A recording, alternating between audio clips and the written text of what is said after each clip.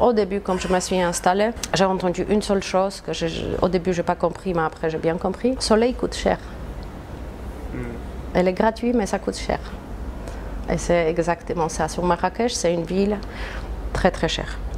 À 8e mois, j'ai pété les plombs, je dis on se casse d'ici. On a parti en Irlande. Sur ma fille, première fille, elle est née en Irlande. Marrakech, il a l'énergie complètement bizarre, différente. Moi, les grandes villes, maintenant, on a vécu Amsterdam, Paris, New York. Les grandes villes comme Casablanca, ça ne m'intéresse pas du tout. On a vécu ça, ça va. C'est pas ça. Et on était en recherche. C'était beaucoup mieux d'être plus proche des familles. Bien sûr. Après, on va trouver qu'est-ce qu'on va faire, ça, c'est pas de problème, on n'avait jamais peur de ça. Et Marrakech, il a quelque chose que jusqu'à aujourd'hui, il n'y a pas l'autre ville en Maroc qui m'attire aussi. Il y a les choses que je déteste ici. Mais je sais comment l'éviter. On a ouvert à Yazo, au début, les produits terroirs, les produits de qualité. Et petit à petit, après tu as vu comment on a changé avec une seule repas, 2 repas, parce qu'on voulait remettre les gens, tout ce qui existe autour de vous, on peut transférer en nourriture saine. Et on peut être bien. Et après, bon, ça a développé, c'est 8 ans de développement qu'on a devenu un restaurant. Le plus grand succès, c'est comme on a aidé beaucoup de gens. Tu vois, c'est pas juste le business, mais être pris dans le bras et tu as changé ma vie, tu m'as aidé, je suis bien en larmes. Ça, pour moi, c'est le plus grand compliment que j'ai jamais pu recevoir. Je suis super content aujourd'hui de te partager mon interview avec Monica. Ça faisait super longtemps que j'avais envie qu'elle intervienne sur la chaîne pour que tu puisses découvrir son histoire. Donc, elle et Kamal, ils ont créé le restaurant Ayaso, qui est beaucoup plus qu'un restaurant, avec une belle éthique, des bons produits, de délicieux repas. Je t'invite à découvrir le lieu si tu ne le connais pas encore. Et là, je laisse la place à Monica qui va nous raconter toute son histoire. Donc, comment elle est partie de la Pologne, faire ses études à New York, tomber amoureuse de son mari à New York et puis finalement décider de s'installer au Maroc, à Marrakech. Aujourd'hui, ils ont fondé 2 restaurants. Pour moi, ça fait partie des meilleurs restaurants de Marrakech. Découvre son histoire, ça parle aussi un petit peu d'éducation, de scolarité, de la vie à Marrakech. Voilà, profite bien de cette interview. Bienvenue Monica sur Entreprendre et Vivre au Maroc. Salut Stéphane. Donc là, je suis pour moi dans le meilleur ou un des meilleurs restos de Marrakech et on se connaît depuis le début. Presque ouverture, hein. Ouais. Tu es venu comme ça, et ça restait depuis 8 ans, aller-retour, tous les changements. Ouais. Ça me fait plaisir que tu acceptes cette interview. Un grand plaisir. Donc on va redémarrer du tout début. Ta première fois au Maroc, c'était quand et quels souvenirs tu gardes de cette époque? Ma première fois au Maroc, ça fait 2002. Je suis venue voir la famille de mon petit ami que j'ai rencontré à New York parce que je ne savais rien sur Maroc, vraiment rien. Mais c'était intéressant. Moi, comme personne qui ne sait rien, venue ici en janvier, je pensais que je passe les vacances en Afrique. Ça, c'est mon souvenir. J'ai pris les petites sandales, en Afrique, vacances, en janvier, c'est toujours différent. J'ai jamais eu aussi froid comme cette période-là. Ça c'est mon premier souvenir. Voilà, un petit peu blonde qui vient, ouais, c'est super. C'était comme ça. Ouais, il fait froid au Maroc. Comme j'ai jamais eu aussi froid. Je suis polonaise quand même, mais j'ai jamais eu aussi froid comme ici. Et on remonte un peu encore en arrière. Donc tu as rencontré Kamal, ton mari. Oui. Parle-nous de cette rencontre. Oula, c'est très romantique. Tous les deux, on a fait les études à New York. Les études, ça se passait, on ne s'est pas connus du tout. Il était dans le même collège que moi, je ne savais pas qu'il existe. Je n'étais pas du tout intéressée non plus. Moi, j'ai fini les études, il était encore étudiant et on s'est rencontrés juste comme ça, un coup de foudre total. On ne savait rien qu'est-ce qui nous arrive. C'était le dernier jour de dernière semaine de mon voyage aux États-Unis. Moi, j'étais prête pour aller aux Pays-Bas, continuer mes études encore. Bon, tout a basculé.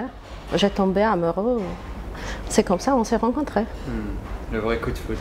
Le vrai que je n'ai jamais pensé que ça existe, mais ça, voilà, ça tombait sur moi. Et donc, tu es restée à New York? Ouais, j'ai changé un petit peu le plan. C'était 2001. Nous, on s'est rencontrés en août. J'ai reparti voir qu'est-ce qui se passe à Amsterdam parce que je continue mes études. Et il y avait le 9/11 qui arrivait à New York.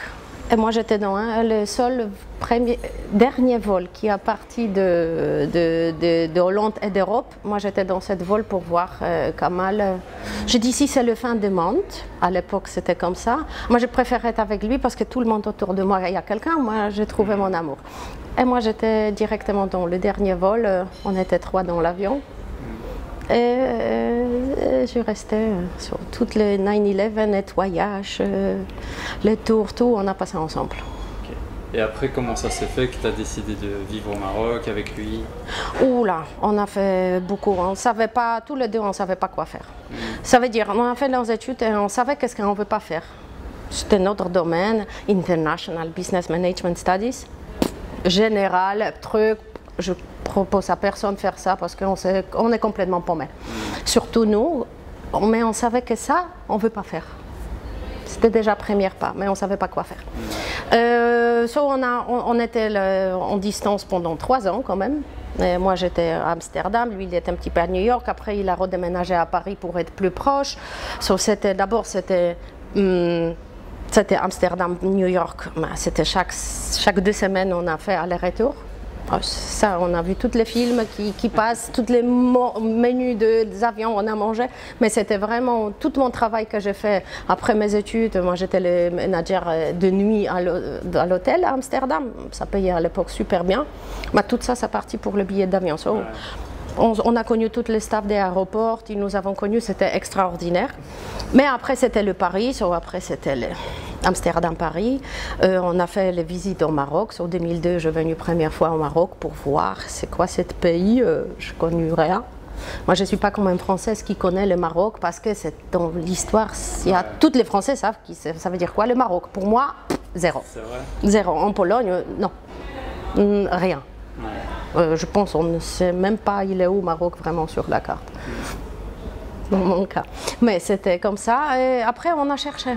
On a habité Amsterdam, Paris.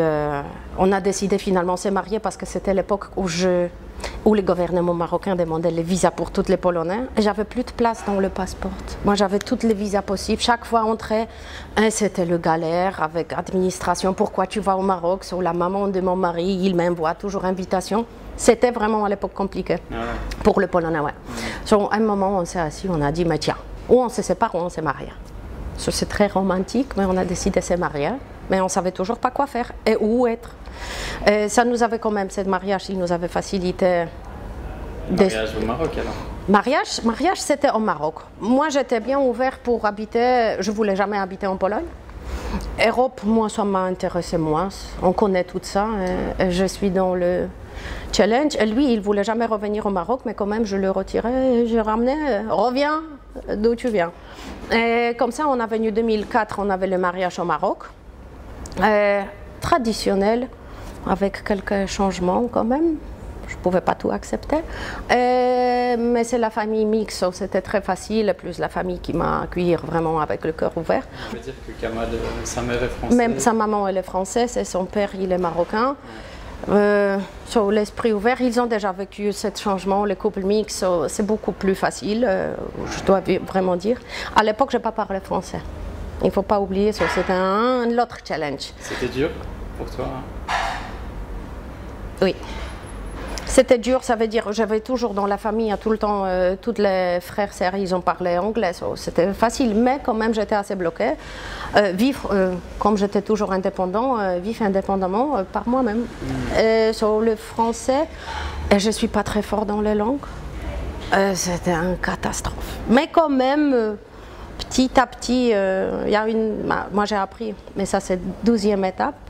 On s'est mariés au Maroc. Ouais. Après, nous, on voulait toujours avoir les enfants. En plus, on était déjà dans le bon âge pour être mariés. On n'était pas trop jeunes. J'ai tombé enceinte. Et à 8e mois, je pétais les plombs au Maroc. Toutes ces traditions, le côté religion, que moi, je ne suis pas trop connectée, mais j'ai aussi mes propres valeurs, traditions. À 8e mois, j'ai pété les plombs. Je dis, on se casse d'ici. Pour mon mari, c'était pas aussi difficile. Il a senti que je suis pas très bien ici. C'était pas la pression vraiment. Oui, un petit ici, dire, mais on était déjà les deux qui n'étaient jamais les parents. On voulait trouver cette maternité, paternité, mais par nous-mêmes, pas avec ce que tout le monde nous dit. On est parti en Irlande. Ma fille, première fille, elle est née en Irlande. Bon, un 8e mois, passé par Espagne, dire bonjour à mes parents qui sont venus en Espagne. Mais c'était l'époque où c'était très facile en Irlande. Ça veut dire dans une semaine, travail, appartement, tout était possible. Tout était possible sans difficulté. Nous, on a parlé les langues, on avait aussi les facilités. Boum, elle est née en Irlande.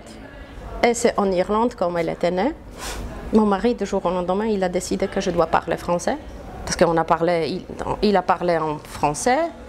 Au petit, moi je parlais en polonais. Entre nous deux, on a parlé en anglais. On a dit, mais c'est pas possible. Ok, c'est super sympa, riche. Mais j'ai rien compris qu'est-ce qu'il dit. S'il a rien compris qu'est-ce que moi je l'ai dit. C'était perte de temps. Et du jour au lendemain, après le conseil de son frère qui était marié avec une étrangère, il a dit, du jour au lendemain, tu arrêtes de parler toutes les langues, tu parles que français. Et c'était un nouveau personne devant moi. 2 semaines, j'ai regardé, je ne savais rien. Mais c'est comme ça que j'ai appris français. Wow. Et maintenant au Maroc, ça s'inverse. C'est l'anglais qui redevient plus présent que le français pour les jeunes. Moi, je trouve qu'il y a beaucoup de jeunes Marocains, on va dire, jusqu'à la groupe 20. C'est la groupe que je connais aussi. Les 25 ans, ils refusent de parler français. Ils ne veulent plus. Ils disent français, il nous avait fait trop mal. Dans l'histoire, on veut avoir la langue qui est internationale, qui est plus agréable, qui n'a pas d'histoire qui nous blesse. Et le jeune, il veut parler anglais.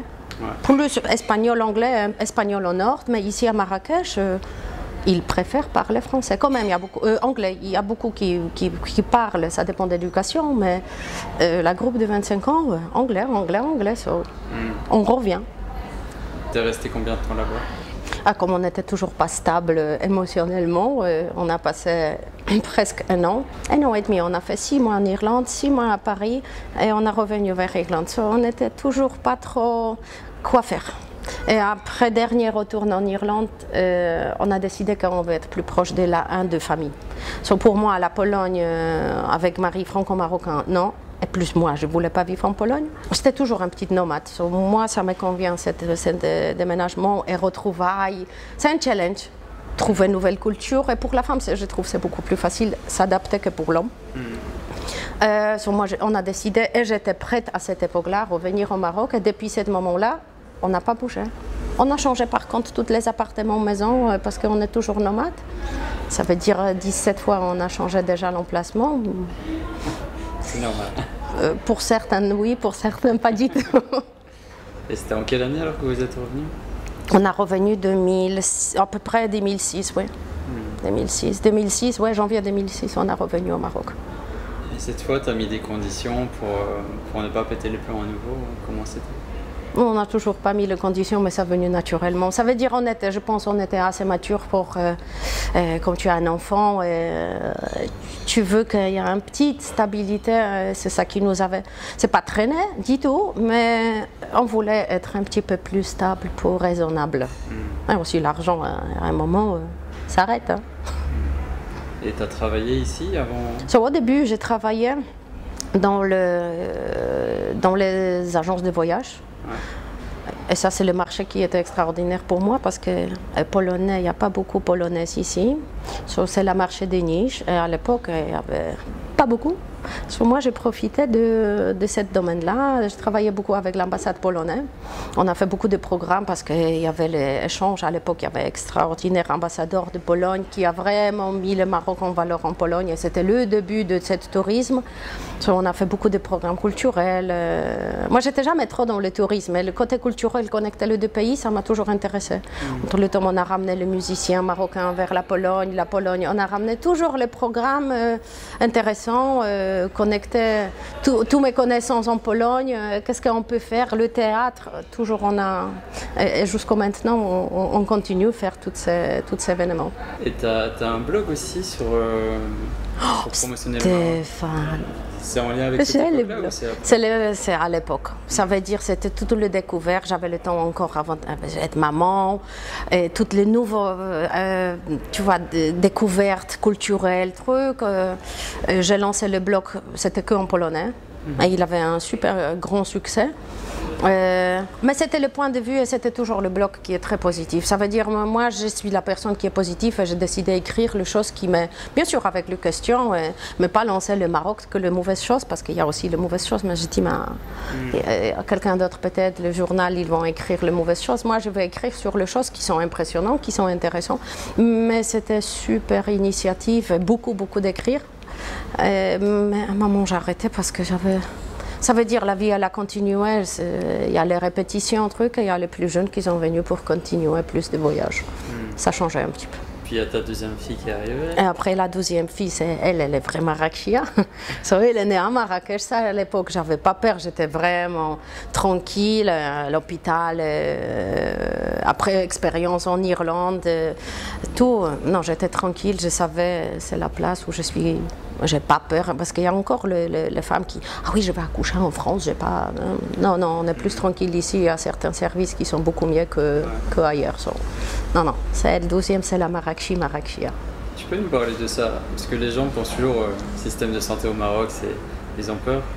Mais on a tous les spécialistes qu'on peut avoir rapidement. Il y a des cliniques qui sont super.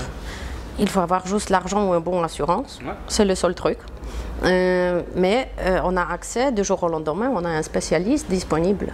On n'attend pas comme moi je connais le système polonais, que le gens malade, il attend 3-4 mois pour un rendez-vous. Oui. Moi, plus nous on est dans la santé, plus peut-être alternative, mais pour moi c'est quelque chose que je ne comprends jamais, comme on tombe malade et on attend 3 mois pour juste un rendez-vous. On ne sait pas ce qui se passe entre le temps. Pour moi, c'est un truc admissible.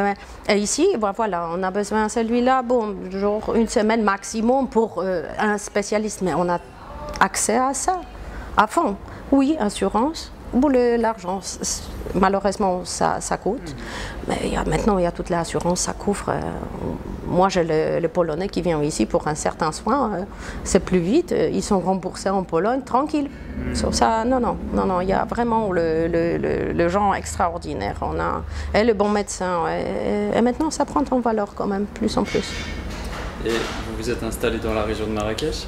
Ah, mais on s'est installé au centre de Marrakech à l'époque. Nous, on est maintenant sur Boulevard Zerktouni, sur derrière le coin. On s'est installé pas très loin d'ici. Oui. Et après, avec le changement, parce qu'on s'est installé d'abord au centre-ville. Ah oui, c'était le travail. La petite, il y avait les crèches, il y avait... À l'époque, c'était beaucoup mieux encore. Une seule voiture, pas deux, parce que comme tu habites extérieur et tu travailles dans 2 domaines... Une seule voiture et il n'y a pas de transport public, c'est un petit peu difficile. Soit à l'époque, on avait une seule voiture, soit c'était beaucoup plus facile de rester au centre. Et le centre, il était vraiment agréable. Moi, je suis dans l'époque où ça commençait à détruire toutes ces villes-là. Je suis très triste parce que j'ai connu Marrakech verte, avec plein de jardins, plein de magnifiques villas. Et j'ai vu ça à mes yeux, destruction, construire les immeubles qui sont moches, malheureusement, et détruire tous ces jardins vivants de Marrakech. Après, on avait notre opérage, c'était une petite villa, cet arbre-là, celui-là, mais c'était l'endroit extraordinaire. Il n'y a plus ça maintenant, malheureusement. Et pourquoi Marrakech? C'était... La famille.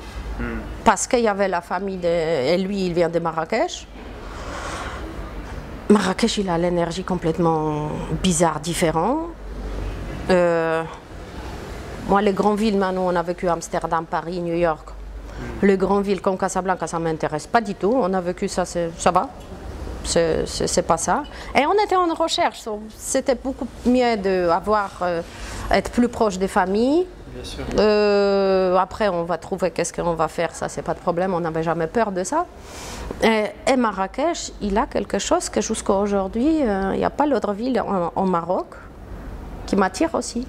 Il y a les choses que je déteste ici, mais je sais comment l'éviter. Mais il n'y a pas une seule ville qui a cette énergie que je retrouve à Marrakech. Pour un étranger, peut-être c'est ça qui me ramène. Moi, je me sens tellement libre dans cette ville que... C'est quoi ce que tu aimes et que tu n'aimes pas? Moi, c'est toujours une grande ville. Maintenant, je n'aime pas les grandes villes. Je veux bien, c'est pour ça ma maison, il est extérieure maintenant de ville. Je travaille en ville et je reviens vers moi dans la nature où je me ressource. Mais la ville, mais ces grandes villes, maintenant, toute cette béton qui est autour, j'arrive pas à comprendre que la ville avec tant histoire de jardin en ville verte qui s'est détruit par sa propre volonté, avec mauvaise gestion. Moi, tous ces immeubles que je vois, son balcon, le gros terrasse, c'est un cri, c'est destruction de toutes les villas art déco, les immeubles magnifiques pour construire un, je ne sais pas, bâtiment pour le bureau. Oui, il y a un développement de ville, mais il y a encore l'idée derrière comment il faut protéger cette ville magnifique. Ah non, c'est le beau temps, ça commence à être chaud, pollué à fond. À l'époque, c'était pas comme ça du tout. So, voilà. Et comment vous en arrivez à créer Ayaso? Bah écoute, il faut revenir aussi. On a habité, Non, je vais raccourcir. On a rencontré Pierre Rabhi. Qui est venu dans notre maison, c'est grâce à mon mari qui a bien connecté avec lui. Mais on peut dire économistes ou quelque chose, mais qui ne savent pas quoi faire, et on avait la terre, on avait la ferme. Et comment faire? Il nous avait complètement tourné la tête que vous êtes capable de faire votre propre nourriture. Déjà, dans notre philosophie, on était toujours, on a pris soin de nous, on a mangé toujours différemment. Pour nous, c'était la base, avec notre histoire de maladie, quelque chose. Avec l'histoire de mon mari, sa maman est prof de yoga depuis le début. Il y avait toute la famille qui était toujours dans le bien-être. Voilà, on a la ferme, et on a décidé de produire nous-mêmes, pour nous. Et ça a produit plus qu'on a demandé. Il y avait toujours le téléphone. Monica, qu'est-ce qu'on fait comme ma fille, elle tousse? Il y avait toujours les remèdes naturels. Jusqu'à un jour, ils disent, partagez ça avec quelqu'un. Légumes, ça produit la nature, elle te rend encore plus. On était complètement indépendants. On s'est soigné si on a besoin, mais on était super bien. Et il faut aller partager. C'est ça où l'idée est venue. On avait le centre, le bâtiment dans lequel on est, c'était le bâtiment de ma belle-mère où elle a, dans l'année 70, elle a ouvert un centre de yoga, premier au Maroc. Il y avait le tai chi, qigong, toutes les alternatives qui sont à la mode maintenant, ça existait à Marrakech dans les années 70. Il y avait ce bâtiment parce qu'elle a pris une petite retraite et on a récupéré le bien-être. On a ouvert à Ayaso, au début les produits terroirs, produits de qualité, et petit à petit, après tu as vu comment on a changé avec une seule repas, 2 repas, parce qu'on voulait remettre les gens, que tout ce qui existe autour de vous, on peut transférer en nourriture saine, et on peut être bien, et après, bon, ça a développé, 8 ans de développement qu'on a devenu un restaurant. Bio, santé, bien équilibré, tu connais après le... Je me rappelle au début, il n'y avait aucun endroit à Marrakech où tu avais des extracteurs de jus, par exemple. Ah oui, on était les premiers et je pense qu'il n'y a encore personne qui fait l'extraction. Ça prend un petit peu de temps. Il faut avoir bonne ressources de bons ingrédients. Il y a les quantités dans nos jus, de légumes qui sont pressés. Mais pour nous, c'est la santé. J'arrive pas à imaginer le jus avec l'eau ou truc comme ça, un petit moulinet à chaud, ils perdent les vitamines. Nous, on mange ici, on se nourrit ici. Oui, extracteur de jus, c'était... Le premier, c'est notre ami qui nous avait introduit. Abbès, tu as connu Abbès aussi, qui est venu ici. Moi, je connais l'extracteur, c'est super. On a dit, mais ok, extraction, truc, on mange les légumes, et voilà, il nous avait introduit, on a fait le premier jus, et jusqu'à aujourd'hui, ces mélanges-là, ils sont là. Toi, ton douce et orange obligatoire, ça c'est le plus douce quand même. Ouais. On est plus fort maintenant, le jus vert qui, voilà. C'est toujours grâce à Abbès qui nous avait introduit, convaincu complètement que ça doit être ça. Parce qu'on a commencé par un jus qui n'a pas trop pris. Ouais. On avait les prix complètement rigolos, même pas sérieux. Je rappelle, c'était à 18 dirhams, un grand jus, un truc comme ça. Les gens, ils n'ont rien compris qu'il y a 1,5 kg de légumes dedans pressés, sans rien, sans l'eau ajoutée, comme ça. Mais on voulait introduire ça et donner un petit goût aux gens. Il y a certaines... Oui, on a devenu connus par ce jus, mais quand même, on a pensé que ça va prendre un petit peu plus. Non. Il n'y a pas de sucre, il faut ajouter un fruit. Non, on mange plus de légumes ici que le fruit. On n'a pas besoin de toutes ces sucreries. C'était une petite difficulté pour se lancer à Marrakech. Parce que les Marocains, dans les jus de fruits, ils rajoutent du sucre. Toujours. Ouais. Ici, ils ont le problème parce que je dis, j'ai pas de cuillère, j'ai pas de sucre, et point, et pas. Pas la peine. Sinon, prenez pas le jus, point. Et c'est quoi les anecdotes qui te reviennent de toutes ces années d'Ayaso? Tu sais, c'est un grand... Ayaso, c'est comme notre troisième enfant, ok? Ouais. C'est complètement... on a entré, c'est une mission, c'est pas que un business pour vivre. On a créé une niche à Marrakech, qu'on pouvait se retrouver parce que c'était l'époque aussi qu'on était un petit peu dégoûté de Marrakech. On a ouvert en 2014. C'était la période où on a dit, écoute, il n'y a plus de cette énergie, il y a quelque chose. Peut-être on est comme les extraterrestres. Nous, pour certains, c'était honteux de produire, travailler la terre. Tu vois, à l'époque, c'était vraiment dans certaines familles, et les amis, ils ont leur terre et ils travaillent la terre, mais ça ne va pas. Pour nous, c'était quelque chose d'extraordinaire. Il y avait les valeurs qui étaient très fortes, mais c'était l'époque où on a vu que ça manque quelque chose. Et on a pensé, peut-être on va déménager quelque part, on a pensé à Mexique ou Panama, attends, il y avait le Panama dans notre tête. Mais on a quand même dit, dernier, essaye de lancer un business au Maroc, de faire nous plaisir aussi. On a ouvert Ayaso. Et ça nous avait rechangé parce que finalement on s'est retrouvés avec les gens qui ont pensé comme nous. Toi, tu connais tous les clients aussi. On a devenu un groupe de gens et ça a grandi, échange tellement de riche que oui, on a vivé 24 sur 24, c'était à Ayaso parce que ça ramenait tous les gens qui pensent comme nous. Et c'était ça, extraordinaire. C'était la nouvelle découverte de Marrakech, de Maroc, que oui, il y a les gens comme nous et on peut partager les mêmes valeurs. Et c'était ça. Et c'est devenu un QG de tous les thérapeutes aussi. Oui, oui. Ça se connecte. Tu rappelles ma anecdote toujours. Moi, je parle beaucoup. J'aime être avec les gens. Ouais. Moi, je connais les histoires. Après, je connais toutes ces thérapeutes, tous les gens qui peuvent aider celui-là. Et je le connecte. Moi, j'ai toujours dit, donc il y a Connecting People, c'est moi, Nika, Connecting People. Ouais. Oui, il y a les gens qui ont la facilité de s'ouvrir et parler. Et souvent, c'est les gens qui ne savent pas, il y a une limitation, ils ne savent plus aller.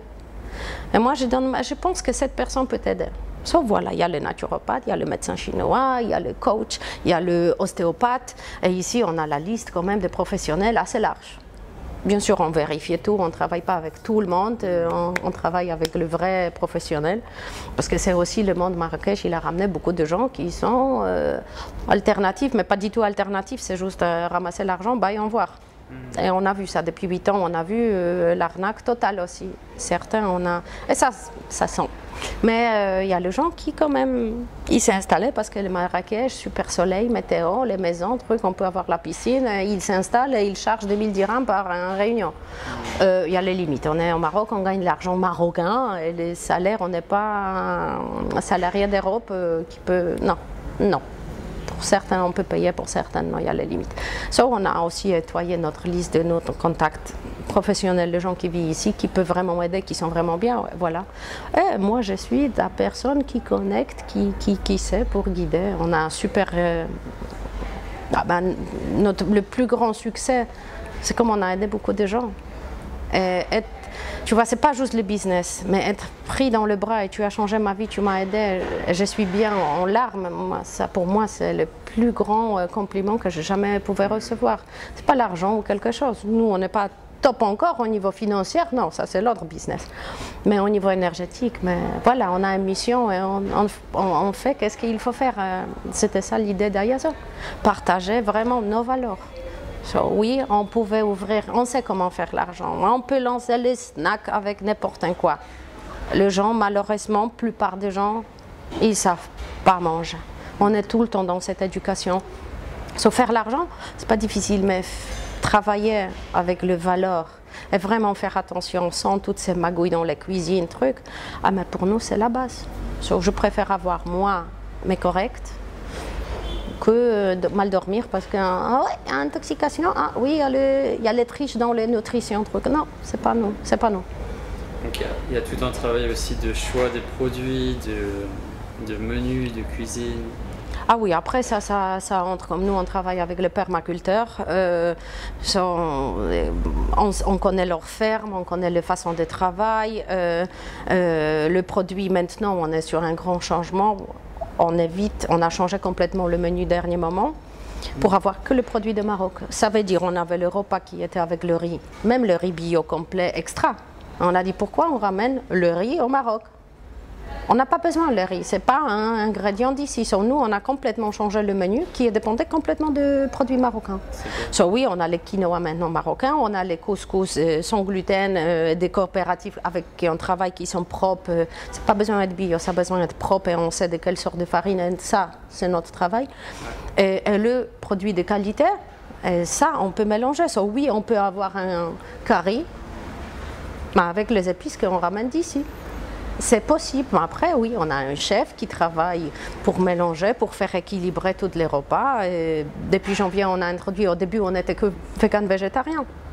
Mais avec toutes les Covid, toutes les crises, oui, on a perdu la clientèle qui a redéménagé en France, en Angleterre. À un moment, c'était très, très difficile. Mais nous, on a décidé, on va pas rester que le végétarien vegan, on va introduire, mais la base, c'était introduire les viandes de qualité. Ouais. On a décidé, on a trouvé le poulet bio, on a la poisson de bio, c'est la seule poisson qui est certifiée des domaines, les truites saumonais.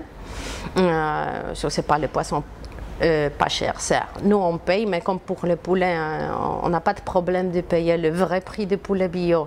Mais avoir le goût, la consistance et introduire ça dans notre menu, qu'acheter quelque chose à 20 dirhams et vendre aux clients, tiens, mange. Non. Le bœuf, on a le burger, parce que quand même, le burger, c'était assez demandé. Délicieux. Oui, c'est vrai, parce que il est bon. Il est très, très bon. Et ça a été bien vécu, le changement un grand surprise. Moi, pendant longtemps, mon mari, il voulait faire ça. Moi, j'étais non, moi j'ai mes valeurs. Non, on était vegan, végétarien, on respecte cette communauté. Nous, on était végétariens, on n'était jamais vegan, mais on était végétarien tout le temps. Mais on a vu qu'il y a une sorte de, maintenant c'est à la mode flexi, mais qu'on a de temps en temps, on a mangé la poulet de la ferme que nous on a préparé nous-mêmes, on le mange. Mais comme je sais d'où ça vient, oui, on a mangé la viande. On n'est plus végétarien. Pourquoi je veux insister sur que le végétarien? Oui, je propose toujours le genre manger moins de viande possible. Mais comme on a une seule vie et on peut, et comme on sait d'où ça vient, oui. Après, il y a différents, chacun il a ses choix. Mais ici, on a introduit la viande et de jour au lendemain, moi, je pensais que ça ne va pas marcher, que les gens ils vont être fâchés, que vous avez vendu votre truc. Finalement, le plat plus vendu, c'est la viande, toutes les poulets. Oui, c'est Marrakech. C'est des grands mangeurs de viande. Bah oui. Chaque fois que je viens ici, tu vois, tu as des clients qui rentrent. Peut-être pour eux, c'est le début d'une nouvelle alimentation et ils te disent leurs problèmes et toi, tu connectes aussi. Donc, c'était plus ma domaine. Moi, voilà, restauration. Moi, j'ai jamais travaillé dans la restauration. Mais c'est plus qu'un restaurant ici. Et maintenant, c'est plus qu'un restaurant. Mon mari, il appelle ça restaurant docteur. Parce que oui, avec nourriture, on peut soigner. Et après, c'est mon travail. Moi, je suis capable de passer entre les tables, avoir cette conversation, c'est quoi? Mais moi, je conseille que pas ça, on peut mélanger ça, on peut éviter ça, mais changer. Et après, à un moment, ça change une habitude de vie. Alors, on voit naturopathe, il y a les gens qui changent de temps en temps. On levait d'un client qui veut manger, mais il a envie de prendre à la fin un gâteau. Oui, on fait le gâteau, on ne peut pas bloquer ça. Mais j'ai dit, mais écoute, si tu as mangé ça et ça, prends pas le gâteau maintenant, c'est pas le moment.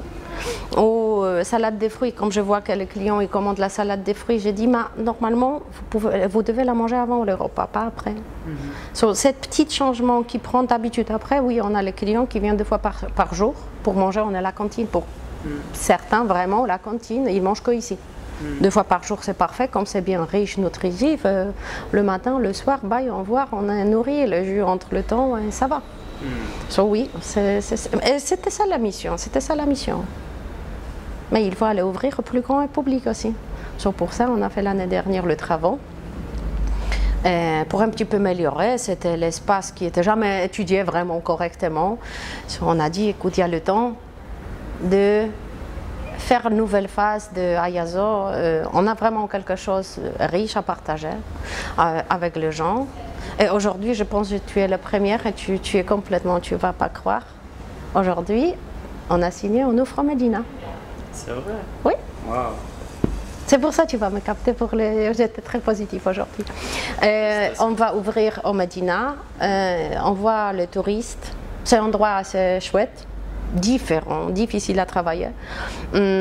Parce que nous, on aime travailler avec les clients d'ici. On n'était jamais avec les touristes. Mais on voit comment il vient ici, fatigué, intoxiqué. Ok, on veut manger juste, sainement, parce que le touriste aussi, il se rend compte qu'il faut manger bien. So, voilà, on a pris décision. C'est un nouveau départ sur Ayazo 2. Bientôt, je ne dis pas plus rien, mais on est super fiers parce que c'est une nouvelle aventure. Ça va s'appeler Ayazo aussi? Ça va s'appeler Ayazo, ça veut dire on transmet ça au Medina. Le deuxième bébé. Deuxième bébé, ouais. Et le nom, ça vient d'où, Ayazo? Ah, mais c'est mes deux filles, Maya et Sonia, on a combiné le nom. On a trouvé, non, c'est notre client qui a dit, vous savez, ça veut dire quoi en osaya, en arabe classique, à l'envers, comme il a lu. Ah ben, recommandation. Je dis, bah, ça sonne bien. Dernier moment, j'ai trouvé aussi, il y a les significations de nom.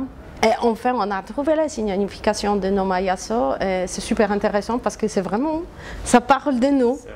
So, oui, on va lancer une publication sur ça parce que j'étais complètement étonnée. Oui, c'est le chiffre, oui, 7. Après, avec numérologie, tu rappelles tout, on a fait tellement de conférences ici avec numérologie, astrologie, nourriture, tout. So, voilà, il y a aussi signification de tout ça.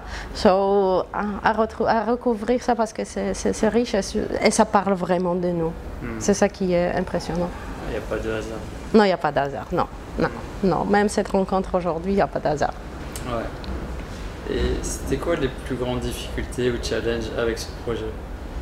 Parce qu'il y a eu des hauts, il y a eu des bas aussi. Bah, le challenge, il y a toujours le challenge, on adore le challenge. Il y a un problème, il y a une solution. Nous, on fonctionne comme ça. Tu ne prends jamais rien négatif. Oui, tu peux avoir la journée très bas.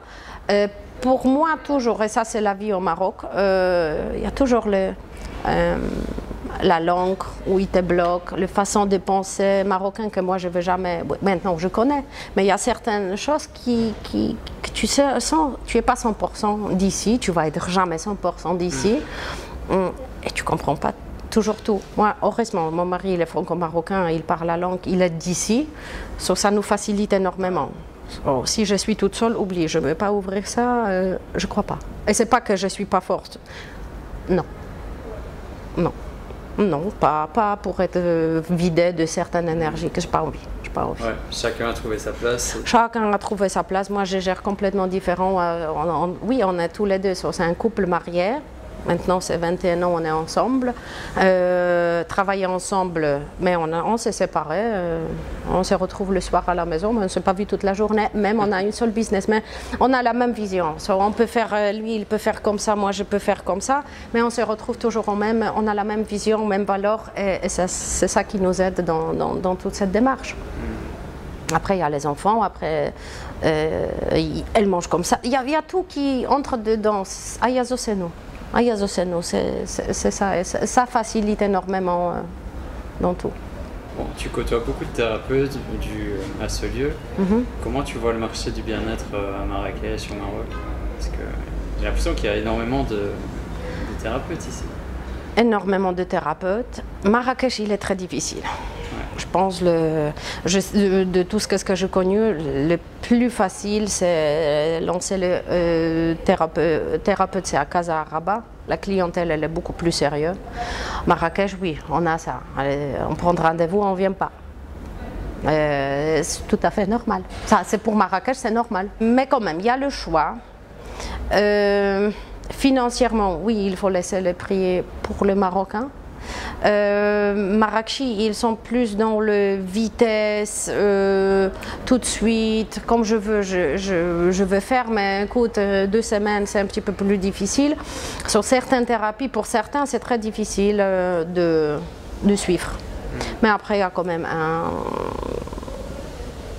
il y a les gens qui sont bien éveillés, qui peuvent accepter cette façon de travail, et celui-là qui ont besoin, ils s'adaptent. So, est-ce qu'on comparer, partout c'est un petit peu difficile pour se lancer, mais comme on est bien et on croit, on va réussir. Mais oui, pour le thérapeute quand même, j'ai dit, il faut avoir un pied à Casa et à Rabat. Ça, c'est de notre expérience. La plupart des thérapeutes, oui, ils ont. Ouais, comme Patrice, par exemple. Comme Patrice, Michano, voilà, il y a comme Anne-Laure qui est médecine chinoise, elle est un petit peu entre Rabat. Pour développer, pour avoir quand même, si on veut vivre de ça, malheureusement, on doit faire cette. La clientèle, elle est beaucoup plus éveillée, beaucoup plus consciente. Casa Rabat. L'avantage du Maroc, c'est que tu te déplaces facilement entre les villes aussi, tu vois. C'est pas très compliqué.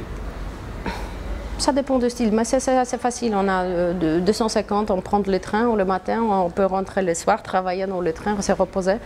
À Casa, on ne conduit pas les voitures, on prend le taxi s'il faut, c'est pas la peine. Oui, c'est assez. Ça dépend après la vie familiale, mais chacun il a sa façon de vivre. Mais au début, oui, pour avoir les deux pieds dans Marrakech et l'autre ville. Et quel regard tu portes sur tous ces étrangers qui rêvent de venir au Maroc, qui viennent ici chaque année et qui s'installent? Comment tu vois les choses, toi? Mais moi, j'ai entendu, au début, quand je me suis installée, j'ai entendu une seule chose que au début, je n'ai pas compris, mais après, j'ai bien compris. Le soleil coûte cher. Elle est gratuite, mais ça coûte cher. Et c'est exactement ça. Sur Marrakech, c'est une ville très, très chère. Il faut aussi, pour tous les nouveaux arrivés qui viennent, ouais, c'est génial, on a les boîtes, les restaurants toute l'année, le super météo. Oui, ça, oui, oui. Mais tout ça, il y a le prix derrière. Tu vis à l'européenne. Comme on vit à l'européenne, ça, il faut avoir les salaires d'Europe. Moi, je déconseille complètement, si vous voulez venir ici et travailler et gagner l'argent d'ici ou lancer quelque chose et devenir, on peut dire, pas riche, mais juste correct, c'est très difficile. Il faut venir avec déjà bagage, avec l'argent derrière ou avec salaire qui quand même peut venir, ça c'est beaucoup plus facile. Mais penser qu'au Maroc on peut gagner facilement l'argent, c'est plus l'époque. Sauf si on a énormément, un huge investissement, trucs comme ça, oui. Mais on part de gens normands. Non, c'est très difficile et ils vont être vraiment déçus partout. L'école, le prix de l'école, santé, oui, si on n'a pas d'assurance. Travail maintenant, plus en plus de gens, ils se réveillent. Il n'y a plus de salaire comme à l'époque, comme moi j'ai venu, européenne. Boum, tu gagnes minimum 10 5, 15 000, 20 000 dirhams. Maintenant, le salaire européen, quand même, ça commence, heureusement. Moi, j'étais toujours un petit peu contre. Oui. On a profité un moment de nous, des étrangers qui sont venus ici, mais ce n'était pas juste du tout. Après, il y a des gens qui disent, ouais, mais on a travaillé mieux avec les Européens. Je laisse, chacun discute. Moi, j'ai travaillé avec les Marocains, et ça dépend comment on gère. Mais tous ces salaires extra chers, c'était la bonne époque, oui, ça marchait, maintenant ça revient, c'est beaucoup plus difficile de trouver un boulot à toute cette super prix européen, marocain. On est au Maroc, on gagne l'argent marocain quand même, et le salaire marocain. Eh oui, mais famille normale, ouais, on doit manger différemment, ça veut dire on n'a plus moi, je vais parler de Polonais parce qu'il y a beaucoup de Polonais maintenant, ils sont sur le demande. Ouais, on veut déménager, c'est génial. On a les montagnes, la mer. Ouais, tu vis bien. Je sais combien ça nous avait coûté. Moi, j'ai la famille ici aussi, c'est différent. Mais oui, ils trouvent l'appartement. L'appartement, il n'est pas cher, on peut dire. Génial. Après, ils se trouvent. Ah oui, inscrire les enfants. Ah oui, mais pas dans l'école marocaine. On va inscrire dans l'école français-américain. Ah oui, ça coûte ça. Chez nous, les écoles sont gratuites, hein, en cahier première. Souvent, ils ont les assurances, ils ont l'habitude européenne de payer l'assurance, ça va, mais il faut la continuer. Après certaines années, on n'a plus de l'adresse dans l'autre pays, il faut trouver la solution. Ça, c'est faisable. Et le travail, et le transport, et on a les voitures, et oui, tout. Ça monte. Petit à petit, ça monte, oui. La maison avec la piscine, bah oui, il faut avoir quelqu'un qui va venir nettoyer tout ça, il faut lancer les pompes, oui, on travaille différemment. Le week-end, ouais, ça veut dire quoi le week-end? Pour moi, week-end c'est dimanche. Moi, je travaille samedi. Les Européens, ils ne connaissent pas ça. Hein. On travaille de lundi à vendredi. Le week-end, on est. La plupart des gens qui sont dans le business, ben, ils travaillent, samedi on travaille. So, il faut se rendre compte, qu'est-ce que je voulais dire. Moi voilà, les achats. Les gens qui veulent venir ici et vivre comme en Europe, oui, je mange au petit déjeuner, le fromage, pâté, jambon, on tombe mal, hein, ça coûte cher, ça, tous ces produits. Il y a le produit marocain, mais il y a une différence. On ne veut plus manger la même marque qu'on a mangé en Europe. Et plus maintenant encore, ça augmente. Voilà, il faut changer aussi le valeur et le style de vie pour vivre ici. Il faut lâcher quelque chose. Et c'est ça qui est la beauté, je pense, que nous, on vient chez eux. Bien sûr. Il ne faut pas se prendre, moi je suis mieux parce que je viens d'Europe, pas du tout, pas du tout. Ils ont leur valeur, ils ont leur histoire et nous, on est toujours chez eux. Si ça ne nous plaît pas, nous, on a toujours une possibilité, reviens chez toi. Mais on est toujours chez eux, on va être jamais un de eux. On peut travailler, on peut se respecter, tout, mais on est les étrangers. On est les étrangers qui ont décidé de vivre ici, on doit s'adapter à certaines choses, point final. Ça ne veut dire pas qu'on doit jouer le jeu complètement à la marocaine, non, on doit respecter les choses qui sont là. Et toi, tu avais la facilité parce que tu as compris, et finalement, le cœur ouvert, les gens extraordinaires. Moi, j'ai les clients, certains gens qui sont là, oui, mais il y a les choses, ils n'arrivent pas à s'adapter, ils vont lancer que les mauvaises choses. Ah oui, ils ont fait ça, mais ils font un travail comme ça, mais oui, c'est différent. Si ça ne vous plaît pas, revenez chez vous, point. Ouais. Point. Essayez pas de changer par force pour remettre. Moi, je suis complètement contre la globalisation. Et tous les gens qui viennent avec les idées, trucs, ah non, non, non, je ne veux pas ça. Je mange les produits d'ici, j'achète les habits d'ici, je me soigne ici, j'utilise les produits locaux. C'est comme ça, le business, il tourne. Je ne voyage pas avec les valises pleines, même ça me fait plaisir. Oui, ben, je vais recevoir un cadeau de Pologne, ça me fait plaisir, mais avec toutes ces années, maintenant, ça fait 28 ans que je n'habite plus en Pologne. Ça ne me fait même pas plaisir. Même le mémoire, je dis, mais est-ce que tu me ramènes ça? J'ai mangé comme j'étais enfant, mais maintenant, regarde, c'est dégueulasse. J'ai plus de plaisir. Le plaisir, c'est manger une carotte de saison, tout. On a changé, on s'est adapté, voilà. On change d'état d'esprit. Sur l'état d'esprit, elle change complètement. Et c'est comme ça qu'on retrouve la liberté. Ouais. On est bien. On est bien. Mais tu as dû le voir, il y a beaucoup d'étrangers qui ne veulent pas s'adapter. Après 1 an ou 2 ans, ils quittent le Maroc. Ah mais oui, et ça c'est aller-retour, non, ils vont être jamais adaptés. S'ils veulent vivre de la même façon et regarder le Marocain de haut, nous on est le mien, on ramène l'argent et se sentir comme un colonialiste ou je ne sais pas, il y a beaucoup. Ouais. Il y a beaucoup, moi je suis polonaise, moi j'ai encore l'autre vision sur le français, belge, il y a certains qui habitent très longtemps ici, ils sont toujours avec cet autant. C'est pas pour rien que le Marocain, ils disent le Français, le Belge, ils ont le nez un petit peu plus. Il y a certains gens aussi, ils voient, mais ils ont un pitié pour le Marocain. Moi, autant je viens ici, ah non, non, ils ont beaucoup de richesses aussi que vous connaissez même pas. Vous êtes tellement lancé dans votre façon de penser qui est très systématique, très systémée, vraiment. Tous les cadrages, Europe, c'est un cadre assez particulier. Toi, tu peux plus vivre en Belgique, moi, je peux plus vivre en Pologne, hein, parce que tous ces systèmes, c'est pas nous. Ici, au Maroc, oui, il y a l'autre façon. Mais on est bien. On est bien. On s'est déjà croisés dans le Maroc, donc je pense que tu voyages aussi dans le pays. Oui. C'est quoi les régions que tu apprécies? Ah, moi, je viens des montagnes. Moi, les montagnes au Maroc, cet espace énorme, ouvert, les montagnes monstrueuses, extraordinaires. Même ça me manque les arbres. Moi, ça me manque, vraiment, ça me manque la forêt. Ouais. C'est le seul truc. J'ai fait les jardins, mais l'odeur des forêts, ça me manque. Mais les montagnes, elles me donnent une énergie extraordinaire. Et de temps en temps, toute ma famille est dans la mer, je me sacrifiais pour aller entendre les vagues. Mais ça, c'est Essaouira.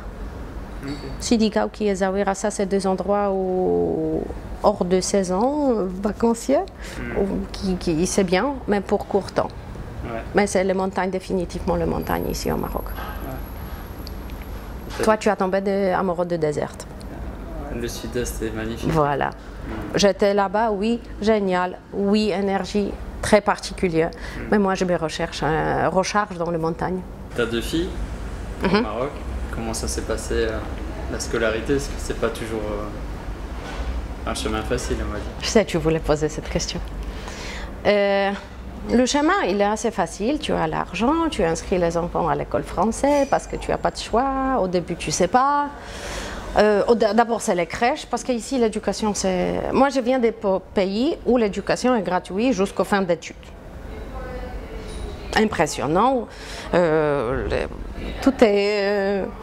pays, ils payent, l'école publique, truc, le meilleur l'école, c'est le public. Qu'est-ce que tu vas faire?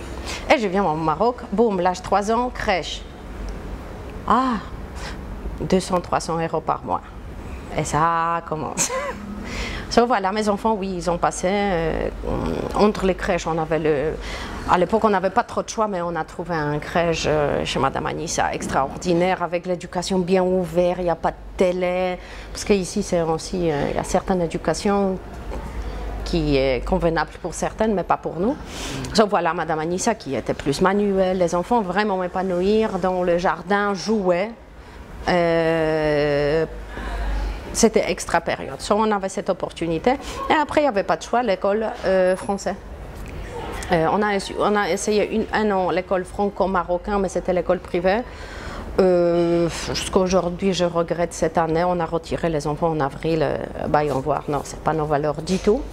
So, voilà, les enfants, ils ont entré dans l'école française. Problème, pas de problème, non. Mes enfants n'ont jamais causé les problèmes. Top élève, tranquille, ça développait toute seule.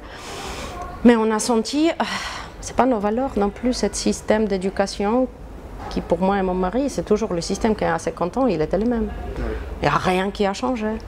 Et comme on a fait un grand rechange dans nous, un petit moment, on a introduit aux enfants, écoutez, est-ce que vous êtes d'accord de changer ça? On n'a pas besoin de suivre encore le système. Il y a beaucoup de gens qui s'est retourné contre nous comme... On a parlé de ça parce qu'il faut être irresponsable, il faut socialiser les enfants, il n'y a que l'école qui peut.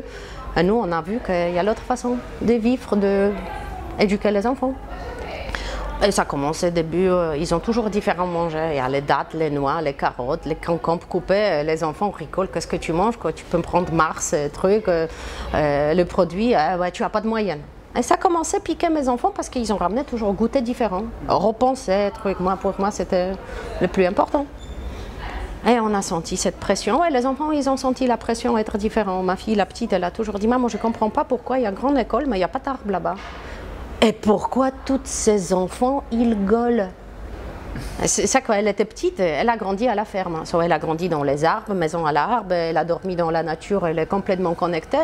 Et elle va dans le bâtiment. Le professeur extra, parce que c'est vrai, le petit maternel, tout, c'était génial, prof, qui avait la conscience sur ça, je ne peux rien dire. Mais elle n'a juste pas compris pourquoi ces enfants, ils se bagarrent constamment, qu'ils sont agressifs. Et petit à petit, les enfants, à un moment, ils ont dit, ça fait 6 ans, elles ont dit, maman, on veut essayer, comme tu as dit, quelque chose de différent. C'est génial. On a enlevé les enfants de l'école, on a inscrit au système français CNET, quand même, parce qu'on ne pouvait pas se couper, nous, on n'a pas de métier comme ça. Tous les deux, nous, on travaille, je ne suis pas la maman au foyer qui peut faire aussi l'éducation correcte. Ce n'est pas ma domaine, je suis maman, mais à certains moments, il faut que je me sépare des enfants. Chacun, il a son métier. C'est quoi ce système? Le système CNET, c'est le système d'éducation online.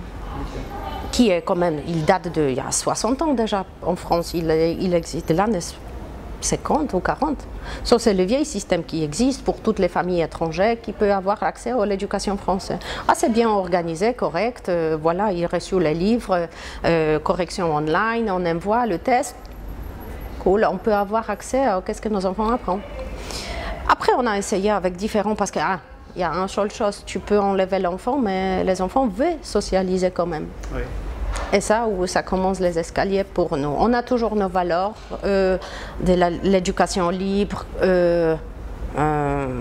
Il faut vraiment que le prof, il switch un petit peu dans la tête. Il y a différentes approches vers l'enfant. C'est pas assis-toi, fais-moi les notes comme ça.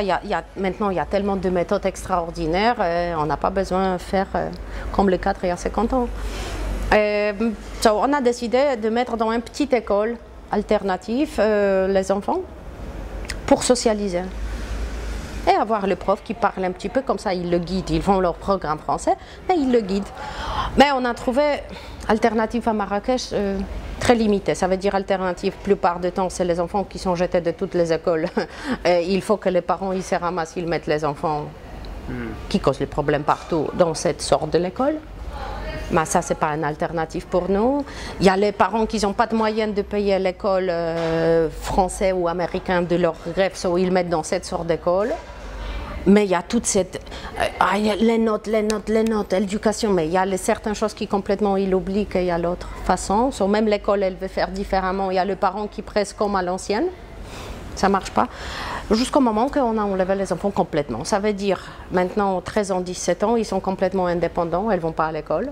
Elle apprend toute seule. S'il faut le prof il arrive. Ils ont les groupes des amis qui sont aussi, parce que heureusement, il y a quelques parents, pas beaucoup, mais quelques parents dans notre groupe d'âge qui sont bien éveillés, qui comptent exactement. Et les enfants, ils se revoient, ils voyagent. La grande, elle peut faire un mois en France, un mois en Pologne. Elle veut partir aux États-Unis, elle apprend son ordi, elle est connectée, elle fait l'école d'où elle veut. Elle a très bonne note, elle passe les bacs tranquille. Qu'est-ce que je veux de plus? Elle est complètement indépendante, ça veut dire j'ai plus de c'est quoi ton devoir, truc.